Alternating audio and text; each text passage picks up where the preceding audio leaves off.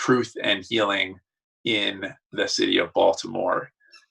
Before we go into why we wanted to talk tonight about Safe Streets, want to again just thank our partners in this work, specifically Healing City, T. Rowe Price, and the Family Tree, who have been working extremely diligently to help us get this going. So again, excited to have everyone join us. We are thrilled for episode 3 of Truth and Healing. We're excited about launching another conversation focused on healing from trauma in Baltimore. And Dr. Buckley, why don't you tell us a little bit about why we wanted to focus on Safe Streets tonight? Absolutely. We are in the middle of civil unrest. People are really upset, and I am upset. I know Zeke is upset about the continued violence, but specifically, when we're talking about gun violence and police brutality, that evokes a lot of emotion, and people want solutions. And the solutions vary. We're talking about getting guns off the streets, penalties, accountability for law enforcement officers. I mean, this is a multifaceted conversation.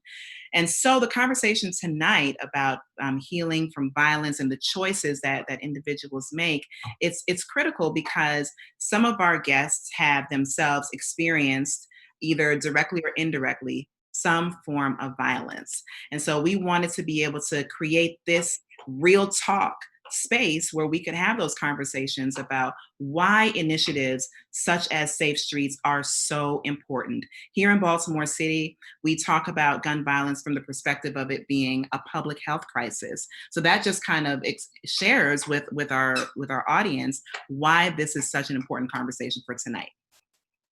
Excellent. And so I just want to give just maybe a quick background before we bring on our guests. Safe Streets started in Baltimore in 2007. So it's been around for a while, and it comes out of the University of Chicago, Illinois, a professor, Dr. Gary Slutkin, who was one of the pioneers of the cure violence model, really attempting to take a public health lens to gun violence. And the argument was that gun violence is in many ways similar to infectious disease, and that the cure has to involve folks who have been around violence, who have seen its impact, who may have been on the wrong side of it as well. So this program started out of Chicago, came here to Baltimore, and has sort of had a long and storied history in our city. In 2017, after my first year on city council, there were some proposed cuts that our former Mayor Pugh was going to make to the program, which essentially would have devastated it, and would have meant the end of Safe Streets as we know it. The council, particularly then Councilman, now President Brandon Scott, myself, Councilman Burnett, a bunch of folks got really heated. I remember meeting with Dr. Daniel Webster, who's one of our guests tonight, about just how important this conversation, this program, this intervention was for Baltimore. And so we, the council, in coalition with community, fought like heck to preserve Safe Streets. We did fight back the cuts. There was a really dramatic scene at the War Memorial where we had a big hearing. It was in the Education and Youth Committee. There were hundreds and hundreds of people. Build and everybody else came through. You had the Safe Streets folks.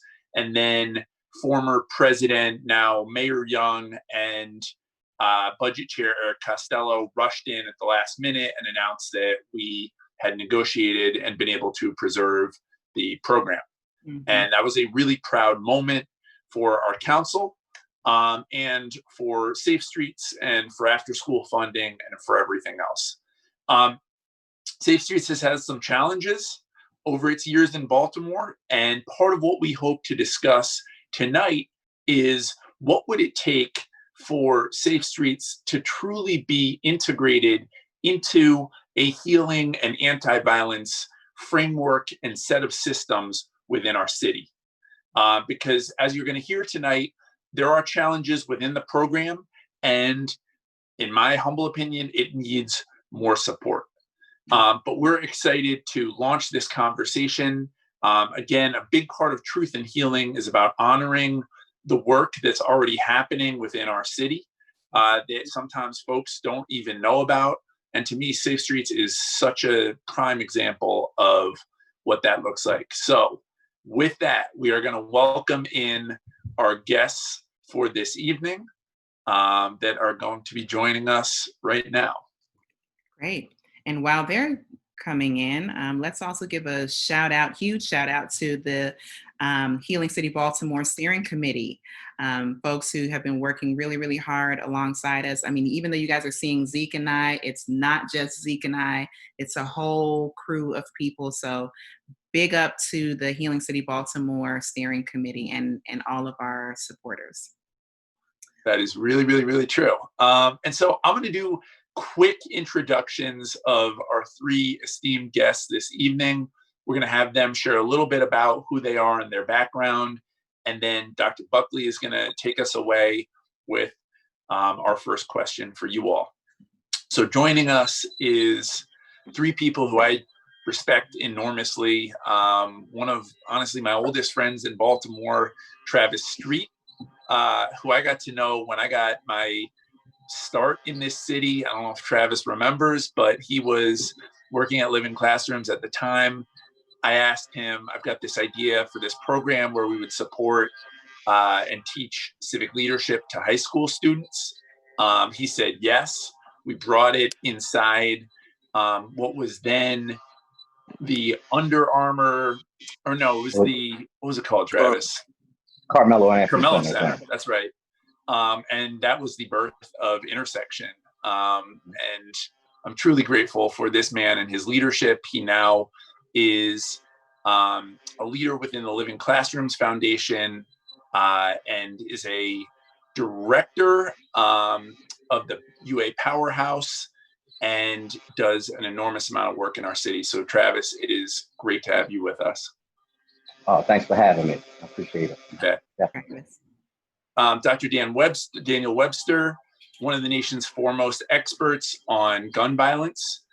He's a professor of public health out of Bloomberg. And again, someone who truly puts his money where his mouth is, has been integrally involved in the Safe Streets program, fought like heck to preserve it when they were facing serious cuts, came to the council and demanded that we step up.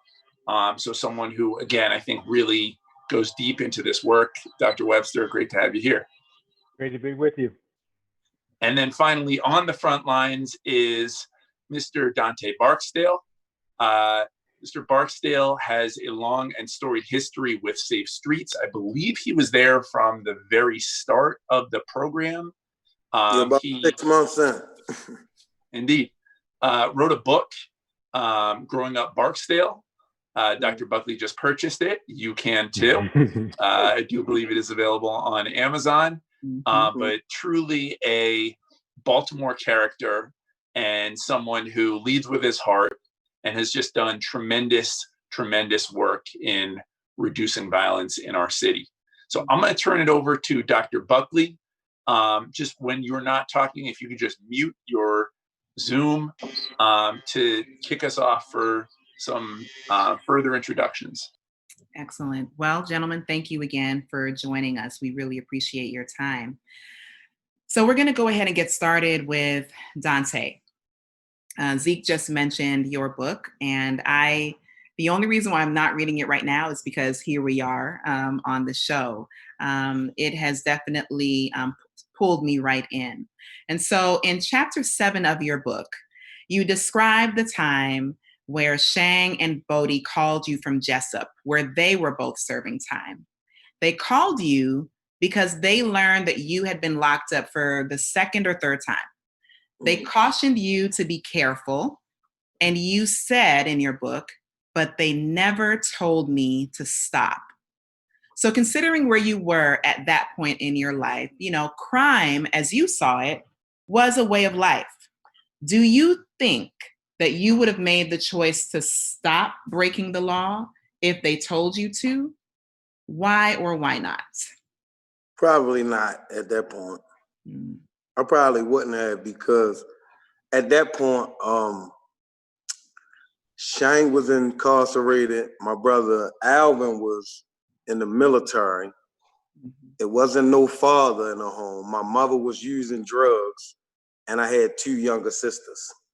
Mm-hmm. So at that time, I was kind of like the breadwinner. And it's kind of funny because my mother always would tell me, stop. Like, she would say, like, you don't need to be doing that. You go to school, you do this, you do this. Mm-hmm. But I used to look at her, and in my mind, it was like, I gotta buy myself some school clothes. Mm-hmm. I gotta pay, when I found out it was like dues for high school and stuff like that, like, we gotta pay dues, and stuff like that. So it was kind of like I was on my own, Mm-hmm. so my mother really couldn't support us like that. So Mm-hmm. at that time, I don't think I would have stopped, because like I went to school every day, and that was just my promise to my mother. She was like, look, as long as you go to school, like she had gave in, like, as long as you go to school. Mm-hmm. So in my mind, it was like, as long as I was going to school and I was doing what I was doing, I felt like it was going to be like some energy or something to like keep me safe. But I don't think I would have stopped at that time, because my sisters wouldn't have had nothing, and I wouldn't have had nothing. So I don't think I would have stopped. Thank you for that. But before we move on to the next question, I shared on Facebook that we were having the 3 of you on the show. And in one of the posts I said, Dante Barksdale, that name might sound familiar to some. Can you share with us why the name sounds familiar? So because actually, like, that hit TV series, The Wire, that was written by David Simon and Ed Burns. Well, Ed Burns was kind of like a homicide detective, and David Simon was like News American reporter or something. And throughout our life, like through like my family's life, I think David Simon was kind of intrigued with Avon Barksdale's life.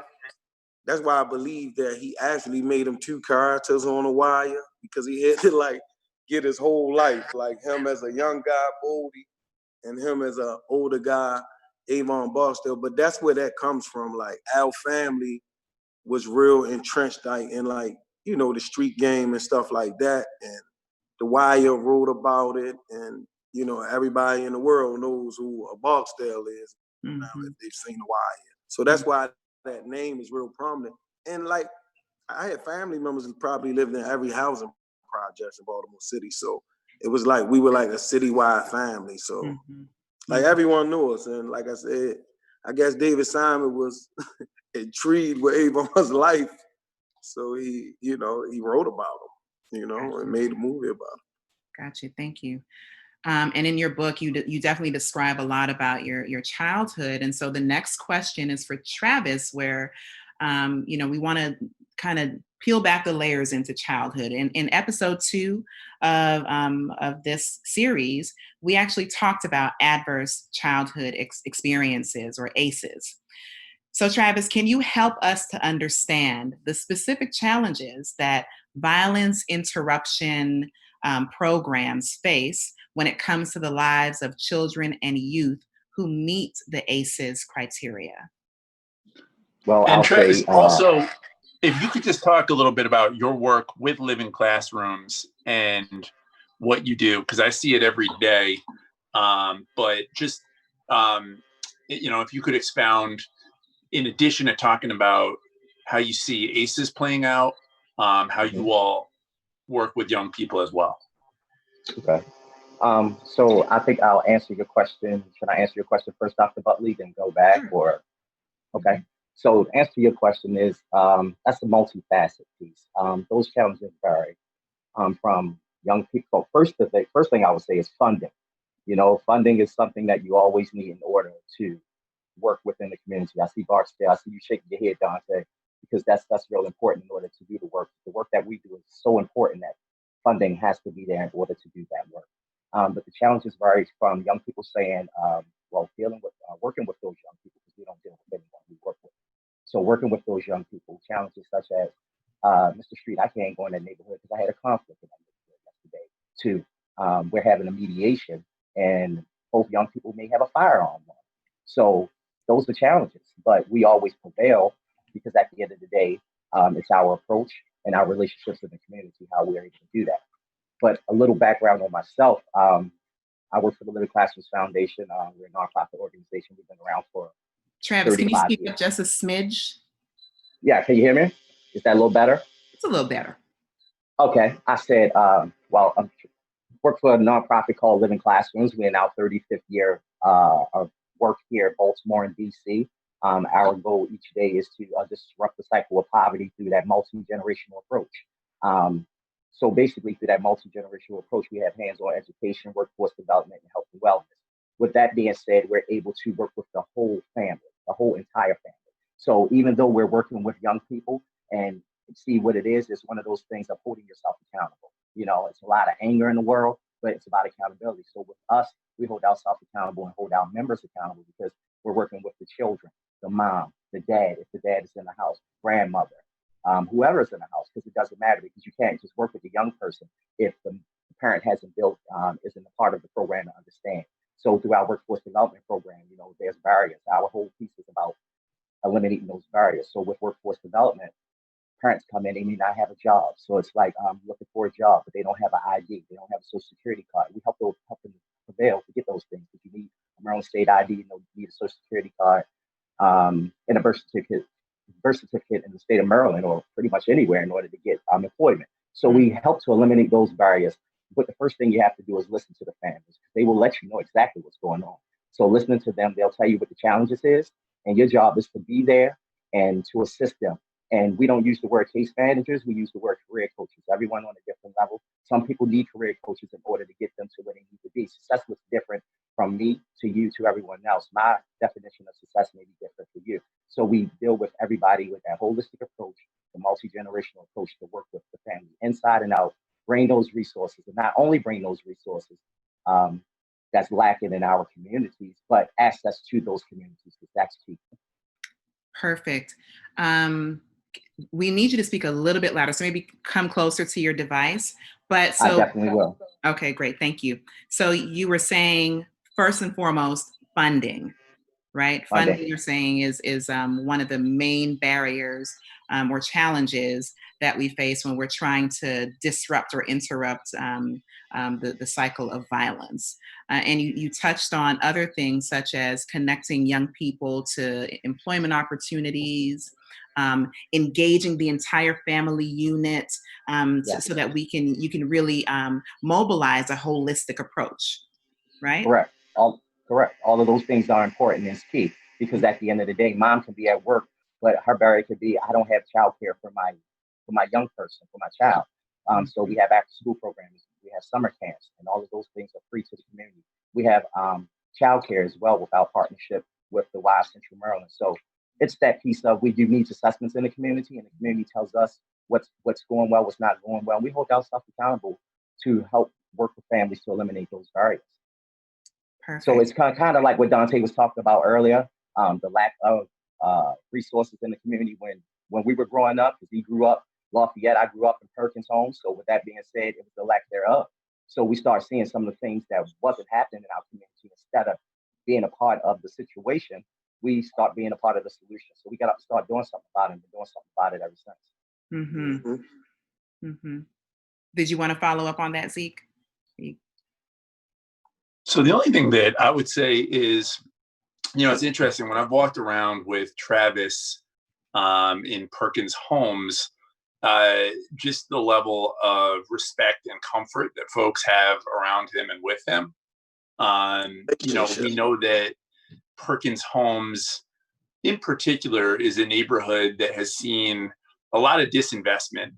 You know, it's in the process of potentially an enormous redevelopment project, but historically, and correct me if I'm wrong, Travis, but World War II housing, a lot of mold, just really in some dilapidated conditions. And what I see when I walk around is folks who just know who Travis is and respect him and know him well enough.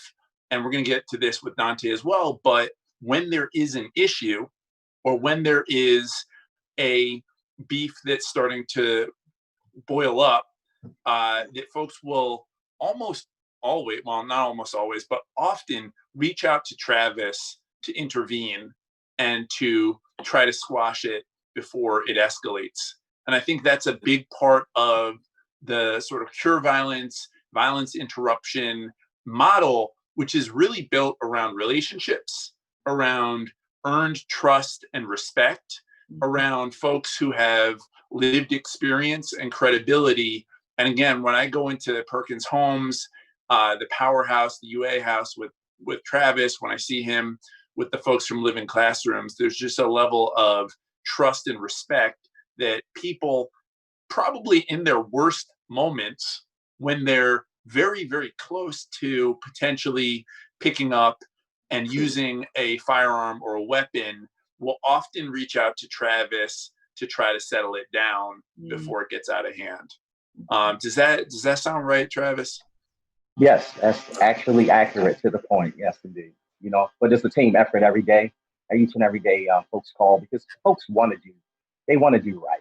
People want to do right, but it's the lack of resources. A lot of times we look at folks and, you know, it's about the choices that you make at the end of the day. But if you don't have resources or access to those resources, your choices are limited. So some choices that folks make are the best choices they're making for themselves that's available at that moment.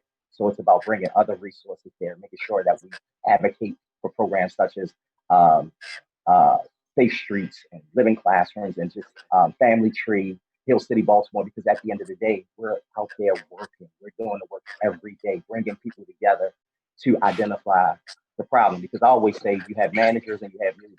My definition, my personal definition of a leader is a person that solves problems. A manager just manages the situation. Say it again, Travis. You said we have managers. I said, and this is Travis Street personal. This is my personal definition of leadership versus management. A manager is a person that manages situation. A leader is a person that solves problems. So at the end of the day, you know, it's about solving problems. Dante, go ahead. Yes, I agree totally. Leadership skills take conflict resolution. Yes, it does. All right. It does. So the next question is for Dan. We've talked about gun violence, and of course that's driving our conversation today. And last year, Councilman Burnett stated that gun violence in Baltimore is a public health crisis. Please put that in context for us based on your research. Sure. Yes, sadly, in Baltimore and in many cities in the United States, gun violence is a leading cause of death for a good segment of the population. But it actually even goes beyond that, of thinking about this in terms of death counts, in essence, which of course is lives. But you know what this whole conversation about is trauma too, and it just has an overbearing cost on people's lives and well-being. So we examine this. You know, public health is a very diverse field. It's why it's really exciting to be in. So we understand the problem from many dimensions. One is sort of a cognitive one. You know, there's a brain development issue. Dante talked about how he was thinking when he was a much younger person, and he thinks differently now. We all do, of course, as we develop. So part of this is understanding just how the brain works, and we build on that. But in my orientation, what I've been particularly interested in is it's really about the environment in which people are living, and is that environment conducive to health, well-being, nonviolence, or is it the opposite? And so, you know, the work that I just I have to say, I just thoroughly enjoyed the conversation already with Travis and Dante. They're doing very heroic stuff in really challenging conditions, and that's what we need to do. We have to literally stop the bleeding in the communities most impacted by violence, and particularly in individuals at highest risk. But we can't stop there. The whole idea of public health really is to create well-being, and but it's almost impossible to to have the advances that we all want until we address that violence. So these programs are critical, but we also have to do more with investing in the environment, as Zeke was pointing out earlier. Need a lot of different. Go ahead, Dante. I'm sorry. You go ahead. I was just saying, like, I was just agreeing with Daniel. Like, I mean, all these programs just need like different arms, like resources attached to them. Like talking about how, speaking on what Daniel was speaking about how safe streets haven't been supported. Because I could think about in 2008, we was mediating a conflict, and it was so hectic, people was already dead, and about 13 women got shot. And their target got hit, and one of our outreach workers got hit. And when I got back around the corner, to talk to the guys, one of the guys pulled the gun out on me. It was like, you told me that them guys wasn't going to come back. Whatever he was saying, right?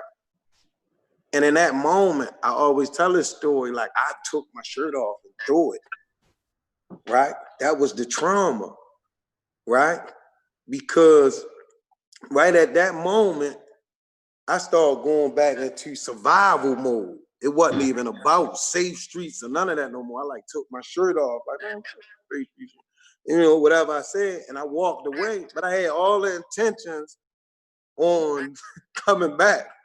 But luckily, we had outreach workers, Hamza and the rest of the guys, they came and they looked at me and they were like, bro, you supposed to be working for Safe Streets. Like, what are you about to do? Because I'm only about maybe a couple of months in, And at that point, that's when I started realizing we started doing Thinking for Change classes with Farouk and stuff like that.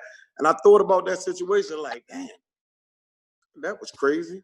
I was thinking about doing some harm to a guy, and he was just showing his emotions. He didn't point the gun at me. He just had his hand on it, talking trash to me.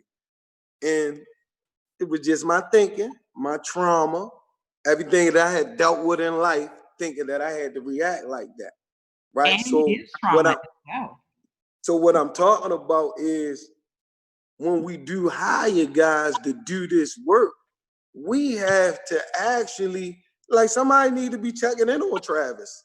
Somebody need to check in on Dante. Somebody need to be checking in on our outreach workers to be like, hey, boy, you all right today? Is everything good? Because sometimes I gotta just get in my car and just drive somewhere and just get by myself and just sit so I can like recollect my thoughts, you know what I'm saying, and turn my phones off so nobody can call me. So I could just redirect my thinking, and that was just something I taught myself. Like, I gotta get away from everybody, get by myself, turn my phones off, and just think.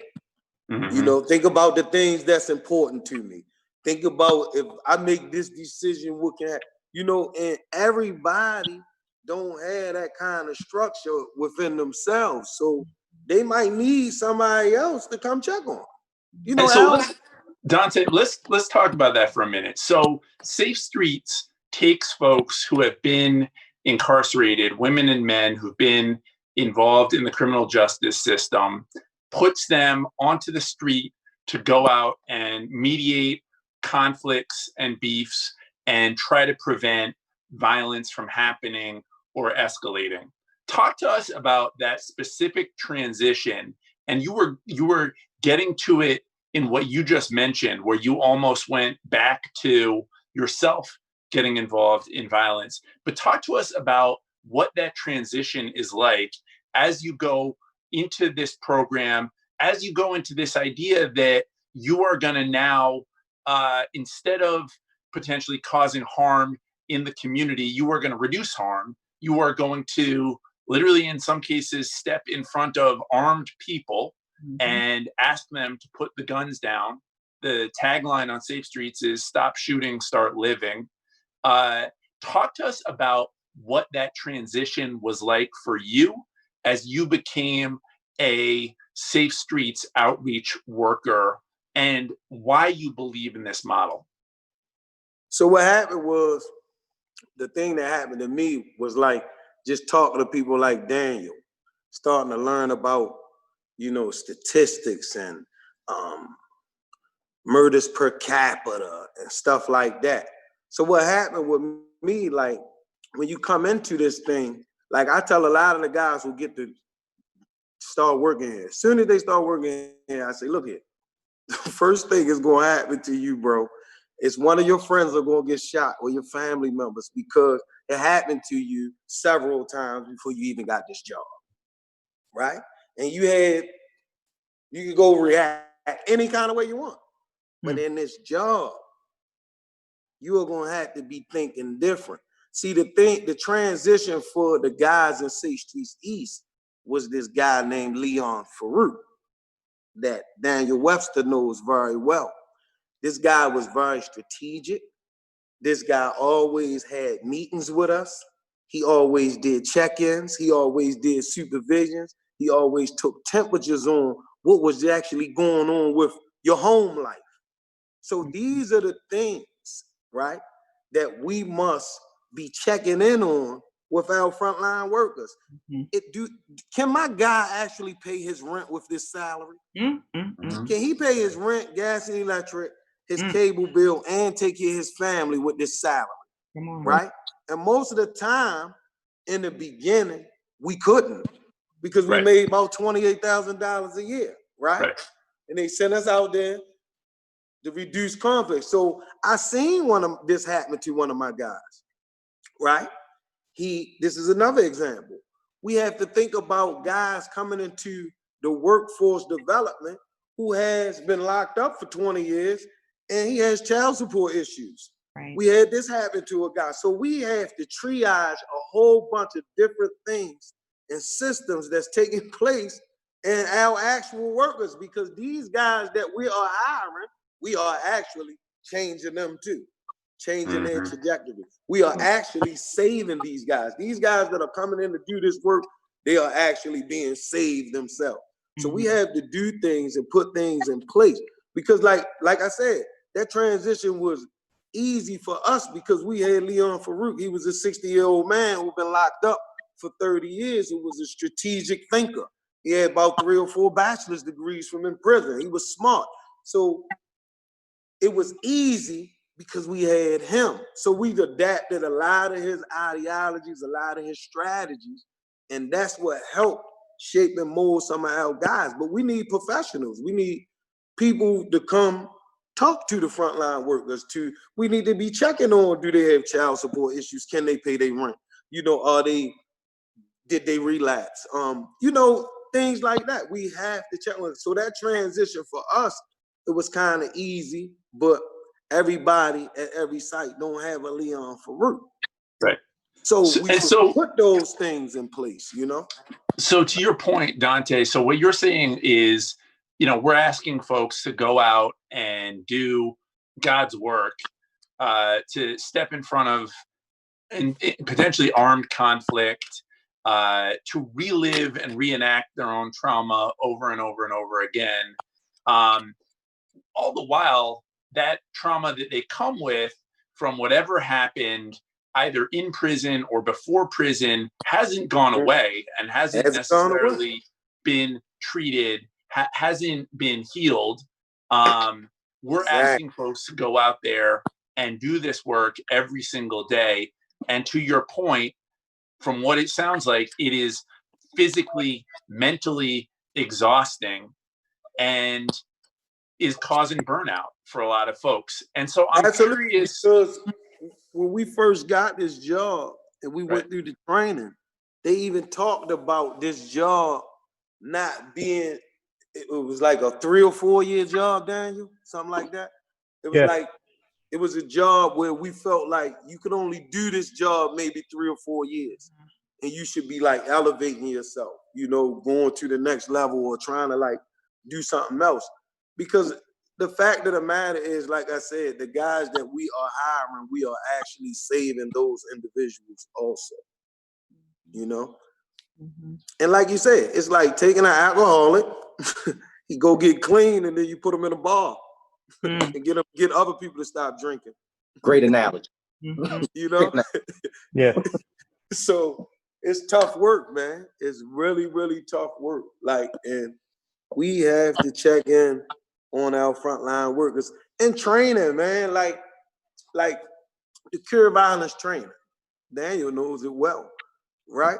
We might go through that training and do that training, but that actual training is not helping us identify somebody with a mental health, you know, disparity or whatever. It's not help.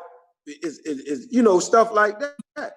Give the guys the real skills. Give them training. Give them skills. You know, skills to kind of develop.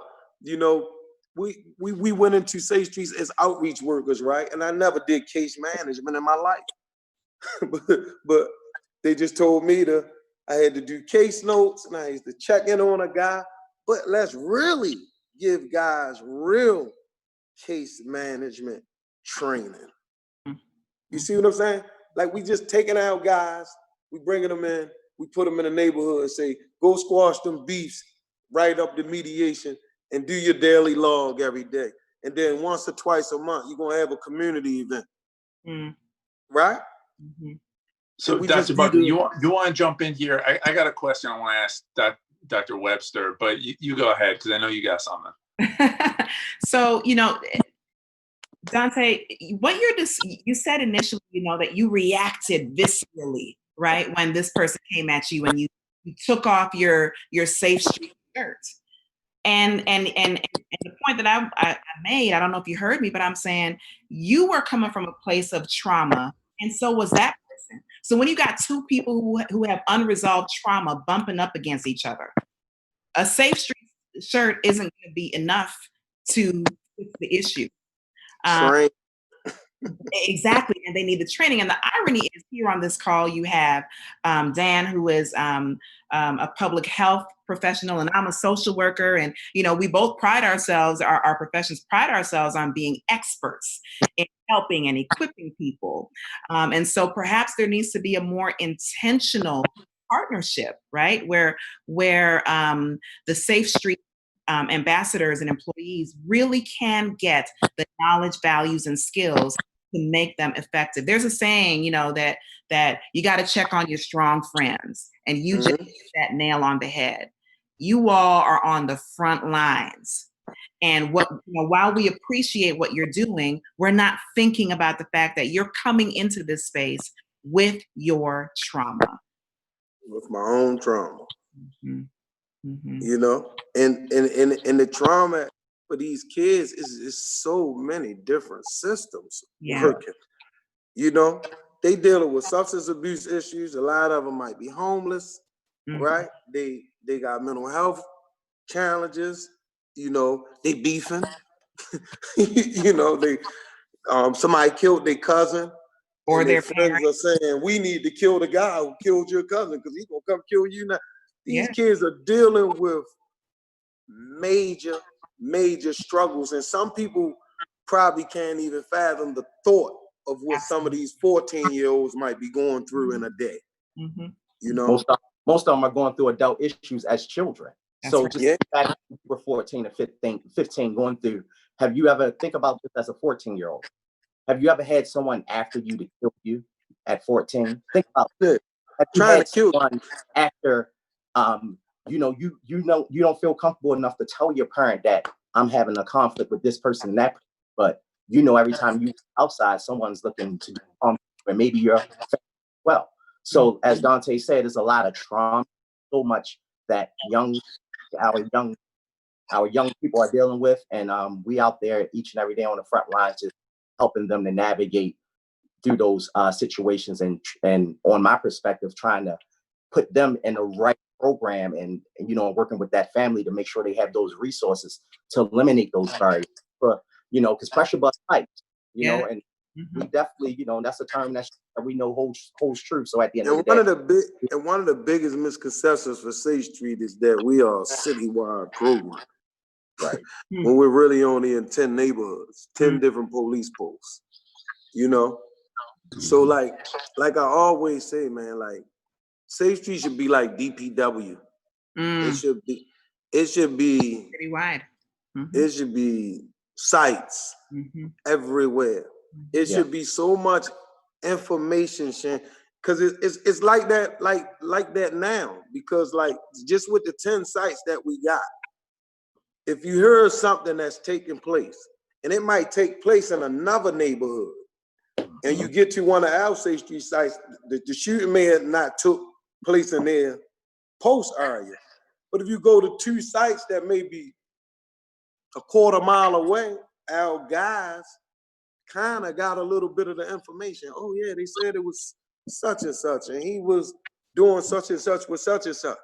But the thing is, the matter is, I can't take Park Heights guys and take them on North and Longwood to mediate conflicts. Right. I can't take my McElderry Park guys to Cherry Hill to mediate conflicts. Every neighborhood is going to need their own ambassadors. Exactly. It's just as simple as that. Like every neighborhood is just going to need representatives. Just like we got councilmen for districts, we're going to need That's an excellent analogy. interrupters for these That is an neighborhoods. excellent analogy, and it comes down to the trust factor, which is what Zeke alluded to earlier. When folks see Travis and when they see you coming through the neighborhood, like they know you all, they trust you, they know that you're good for your word, and so like, in a sense, they'll tell you all their business. That's right. Yeah. Go ahead, Zeke. Well, I was going to say, I think what both Travis and Dante are putting their fingers on is just some of the brokenness in the systems that young people and frankly older people in our city experience. Years and years and years of toxic racism, a very broken criminal justice system where we incarcerated over 100,000 people under a previous administration. Many of the arrests for nonviolent drug offenses, another system that in retrospect we should have treated as public health, which is addiction, that we very much treated as criminality. We think about our school system where I used to teach: no heat, no air conditioning, no drinkable running water, schools that physically resemble prisons. We think about our Department of Social Services and all the gaps that exist there for families that are struggling.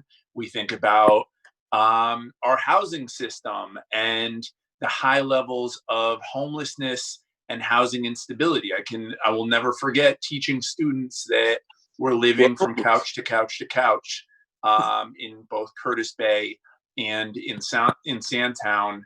And we know that Safe Streets comes in as this sort of last mile intervention where you all are asked to pick up some of the pieces and try to keep things from completely escalating to the point where people are then picking up a gun and using it, right?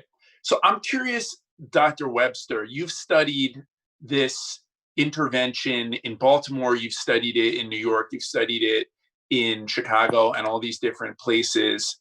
Give us your impression of sort of Baltimore's Safe Streets and what it would take to become a truly integrated, robust, systems level, not just program, and I'm struggling with the right word. I don't even think it's intervention, but how can Safe Streets become more endemic and connected to Baltimore? Because when I think about some of the best stuff we do in this city, it is programs like Safe Streets, it's programs like Live in Classrooms, it's programs like Center for Urban Families, Roberta's House, all the ways in which we treat trauma. And it was a big impetus of passing the Healing City Act that we have all these great programs, but they're working in isolation and they're working in silos and they're not connected. And city government hasn't taken the lead, hasn't organized itself in a way that we are leading when it comes to reducing trauma. And we are leading when it comes to how do we engage across sectors and across communities. So Dr. Dan, as we think about heading into this next administration, soon to be, hopefully, if he makes it out of, which I suspect he will, the general election, Mayor Brandon Scott, someone who has been a lifelong advocate, who grew up in Park Heights, who believes in a public health approach and preaches it for gun violence and addiction.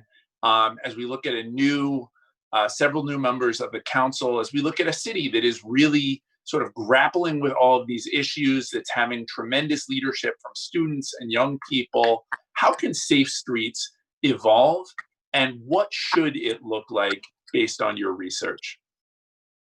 That's an excellent question, exactly the question we need to be grappling with right now for the reason you just said. I think that, some of the points have already been made here, and Dante was getting at it earlier when he was talking about the constraints on the program based upon it being literally fractured. You got a neighborhood here and a neighborhood there or whatever. So what I think Baltimore needs to be doing is setting up, and we can play around with different names for it, but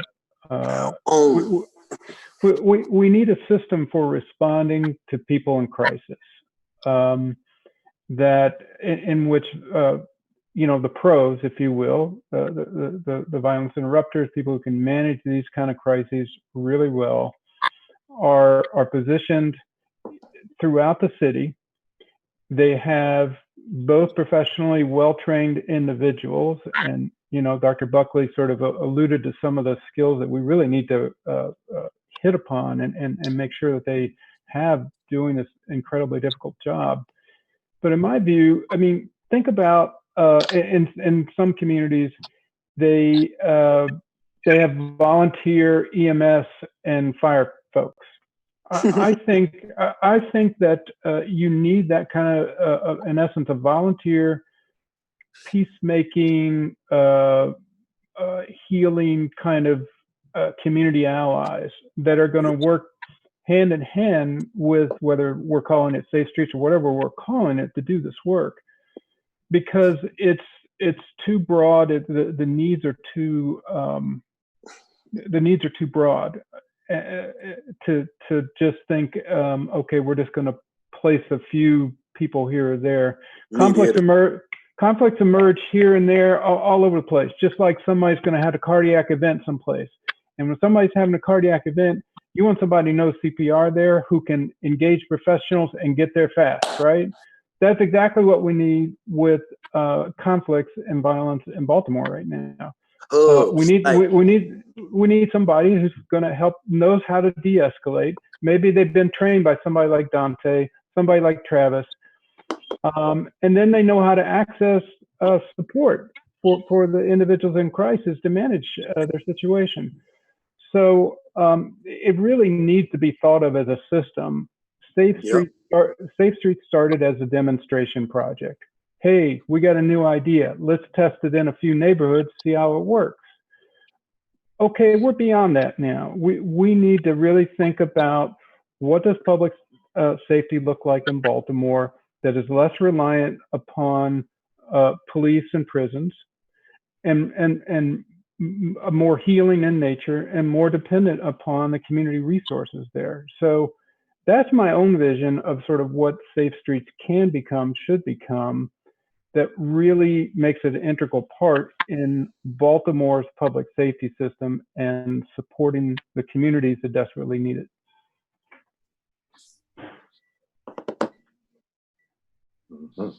Sounds like to me like, we need to be at the next city council meeting, and we need you, Dan, to restate that exactly, so that our incoming mayor can hear that. We're so thankful for the volunteer EMS workers. We need to have that model that you just described. Let me just say, if you don't mind, if I could make one quick addition to this. You know, the way we're thinking about this and talking about this now is sort of a crisis response, right? And there are plenty of crises. But really, if you want, and I think Brandon Scott wants this, he says he wants a public health approach, right? A public health approach is also going to look at the problems in those neighborhoods. They're going to see, man, you got way too many alcohol outlets in a very small amount of place. Like, that's not a healthy thing. Alcohol and violence are very hand-in-hand kind of situations. So you need a public health mindset and orientation to sort of look at, okay, what is underlying this? How can we make this a healthier, safer community through public health orientation, right? So that's my last little nugget there. Filled with resources. Absolutely. Every community. I just believe that community, like, I'm sitting in the UA Center, right? And this is PVG, Pleasant View Gardens. This is the old Lafayette housing projects. This is where I grew up. In my mind, the UA Center is sitting here, and there's only me and Travis in here, right? Not saying living classrooms, we just talking about this building here, right? Not living classroom, the building. This building should have a social worker in here. This building should have a nurse that can triage some stuff. It should have a counselor in here, right? Just so if anybody right there in that neighborhood needs the resource, they can walk right over here and access the resource 24 hours a day. Because when people thinking about getting their life together, it's 2 a.m. They hungry, standing on the corner, or it's cold outside, right? That's when people think about stuff like that. You'd be surprised, like 2 and 3 in the morning, guys are so humble. That 24 hours, that day they kick their butt all day. The sun that kick their butt all day. And everything come down at night. You know, when it first get night, it's everything moving. 2, 3 in the morning, guys are sitting on the corners having some real different kind of conversations. Yes. Like, bro, I want a job. I realized the other day I didn't know how to get 14 and 15-year-olds jobs. And I know they need them because they up there on the corner and they don't have no jobs. And I know they mothers can't feed some of them. I know they can because they sitting up there on the corner right now and they 14 and they 15. And they really can't get jobs probably till they get 16 with a working permit, right? So what do we do with 12-year-olds and 13-year-olds that want a job too that's hungry? Well, guess what they're going to go do? They're going to go to the corner and they're going to ask the drug dealer, yo, give me $1. And they're going to do that for the next 3 years. But when he turned 14, the drug dealer going to say, sure, I can't keep on just giving you no money. Hey, hold this gun, put it in your house. Hold this dope. Because what we have done, we have allowed the streets to take care of our kids' basic needs. The streets taking care of basic needs. And we have to be able to give kids a reason to choose healing. The streets over the streets. The streets provide food. You just said couch to couch, so that's the shelter. Some of them houses, those mothers let them take baths and wash up. Some of them feed them. Their basic needs get met. And oh, baby, you can stay in here tonight. Then they feel secure. It's the Maslow hierarchy of needs, right? See, take care of their basic needs. So these kids out in the street, if they hit a lick today and they break in somewhere and take some computers and they sell them, what you think they're going to get? they don't just go straight buy tennis shoes. They're gonna go get something to eat. Mm-hmm. Then they're gonna get something they can get high off of so they can escape this shit for a while. Their stomach filled up. So now I can sleep a little bit if I sneak in such and such house and try to steal a nap on this couch real quick. Fall asleep real quick on the couch. Hopefully they don't wake me up for 2 or 3 hours. Mm-hmm. This is what's going on. The streets is taking care of the kids' basic needs, and we're not. And since we're not, the streets got more rapport with them than us. And they have more respect from the than they do from us. So at the end of the day, that's why the resources, the fund, the resources and the access to those resources is important for the next generation. Because at the end of the day, we're quick, to point the finger, but everyone went through the point of they was 14, 15, 16. They probably wasn't as wild and loose as some of the 14 and 15-year-olds that we're encountering today. But we had friends and family members. If you wasn't them, some of us was, but if you wasn't, we had friends and family members. So it's the thing of, instead of criticizing them and things of that sort, we have to be there, have that conversation, continue that dialogue, like Don, and make sure they have access to things because they're hungry. So Hill City, Baltimore, the best part about it's so many different individuals as well as organizations that we come together and leverage these resources and share these resources, because those 15-year-olds, we probably can get them a job. It may be a smaller broad, because in Maryland, you can get a workers permit online at the age of 14. So Dante, I can definitely help you with that, with those young people. But it's about taking those resources, putting them together, so that way, when we have a crisis, we can look in our resource book from Hill City, Baltimore, and say, hey, we got Dante doing this, Travis doing this, Dr. Buckley's doing this, Councilman Cohen's doing this. So we have that coalition of people of coming together. That's important. Immediate solutions. Immediate. Immediate. You ask somebody to put a gun down today, right now. You have to give them to do something else. You have to give them access right now. Right now. now. You get me? And I'm sitting there listening, and the kid is going to say, buy me something to eat. Mm-hmm.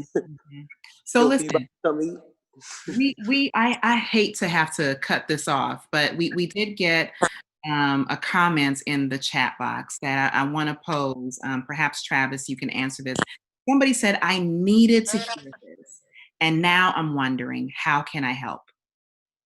And you know what? And I was going to say that I was taking notes right here, and I was saying, and I want to say this to that person and everybody: you got that burning sensation in your pit, and you feel like you want to do something. That's what it is you want to do. Reach out. We're coachable. And when I say reach out to us, I mean, you have the Hill City, Baltimore piece, which I'm part of that. I'm rocking the shirt today. I was going to wear mine too, but Living Classrooms. You can reach at www.livingclassrooms.org. You can call us directly. I'm very approachable. 410-855-5325. That's my personal cell number. Everybody call and me. And the person that said, how can they help? Right? To all of the listeners, right? Exactly. The help is not this big complicated thing you're trying to figure out to do. Exactly. Right? Because you might see a bunch of kids on the corner making a whole bunch of noise, right? Go in the house and just cook a pack of hot dogs, put them on the bun, and wrap them in aluminum foil and take them out on the corner. I guarantee you they start making noise. Then you're going to be building rapport with them. And then some of them going to show you and tell you how That's you right. can help. That's So it ain't no blueprint to how to help. It ain't. All it is to love the next individual, to help them get through whatever crisis that they going through at that time, if you can help. And most of the time, it might be just a little bit of food.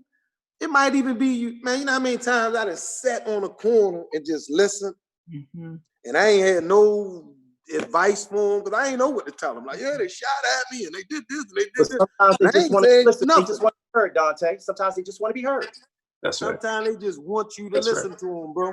They just want to feel like somebody is listening to them. That's why they get in gangs and stuff like that, because them dudes listening to them. These dudes hear them. Yeah. And you have it's to meet them where they are. Therapeutic conversations happening on them corners than you know. it's more of them dudes out there mediating conflicts that's not getting paid for it than you know. It's listen, there's so many guys. Dante, I gotta stop you there because I think about a guy that is prominent in our work with Healing City, Troy Stanton, who is a barber, and that man is doing therapy every single day in his barber shop. I mean, I will never forget him saying, you know, when folks come into our shop, we touch not just the victims of crime. He himself was a victim of a violent shooting, but we touch the shooters as well.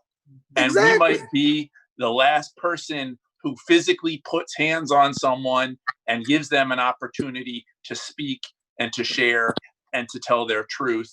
And I think you hit it right on the head, which is that what I love about Baltimore and what I feel so hopeful about is it's not just a city of neighborhoods, it's a city of neighbors and of people who care enough about each other to want to dig in, to want to do the work, and to want to try to heal and make it better. And it's why I feel, you know, even on the hardest days in my job, I feel incredibly blessed and privileged to get to serve in this city because I truly fundamentally believe it's going to take all of us, whether you're a professor at Coppin or Hopkins, whether you're doing safe streets or living classrooms, whether you're in the city council or out there on the streets, it is going to take all of us working together for our city. And that's what I love about you all. I think you we're bring going your to do whole it selves every single day to the work. Again, I got my start with Mr. Travis Street over here. Just happened upon his center. I was a grad student at the time. He gave me a shot. And look at where we are now. Still friends 10, 15 or whatever years later. So with that, I know we've gone way over our allotted time. Dr. Buckley, this has been a great conversation. Do you want to close us out? Sure thing. You know, normally we ask the question at the end of the show, what does a healing city look like to you? And I know that you guys touched on that, but if you could real succinctly tell us, the three of you, we want to hear from you. What does that look like for you? Who's going first? I guess you go first, Travis, since you asked. I always think of this: peace, love, and unity. Peace, love, unity, and respect. I wrote this down because I love my city. I'm a Baltimorean. For me, a healing city, Baltimore, is all of us working together, coming together to help to end violence and traumatic experiences in all of our communities, and to help to provide resources, access to resources for positive change and solution. And it takes all of us. It doesn't matter what your background is, as was said in this conversation today. You know, even if it's just get up and sweep the front of your stoop every day. I mean, if you do it, make it infectious. At the end of the day, make sure you have that kind of infectious, positive energy, that kind of energy and love that it's so radiant that either people get involved or they step out of the way, respectfully, of course. Yeah. Thank you. And I just want to use one word, and that's just love. Love. That's what's going to heal us. Yes, because you can't even help nobody if you don't love them. That's the truth. You can't help somebody if you don't love them. So once we learn how to love yourself, then we'll be able to overcome all this. I believe Baltimore going to be a model city. It is a model city. I think we're going to be a model city because what people don't realize about our city, we could easily have 500 homicides. Easily. But we have the love. We have the love. But we have love. Right. And we got more praying old ladies in this city than people know. Amen to that. So Dan, we're punting it to you. What does a healing city look like to you? Honestly, it looks a lot like this conversation we've had over the past hour. It looks like a lot of very passionate, committed people who, as Dante just said so well, love. They love others. They love the others in the city. And they have the unbridled optimism of Zeke Cohen. And, you know, look, I'm an egghead. I'm an academic. So, you know, I think part of healing is, you know, let's learn, a constant learning process. And I learned from Dante. I think he's learned a little bit from me. I learned from Zeke. I'd love to learn more from Dr. Buckley. Already having this conversation. Wonderful. Well, gentlemen, we are so greatly appreciative of your time. Thank you for this real talk conversation about how we can choose healing over violence. And for our viewers, we thank you for joining us for week 3. We're really looking forward to week 4. We have a really great episode lined up for you next week. And with no further ado, enjoy the rest of your evening. Go get some good dinner. We'll see you next week. See y'all. Take care, See you next guys. week. All right, And Zeke. All right. appreciate all of you. Thank you.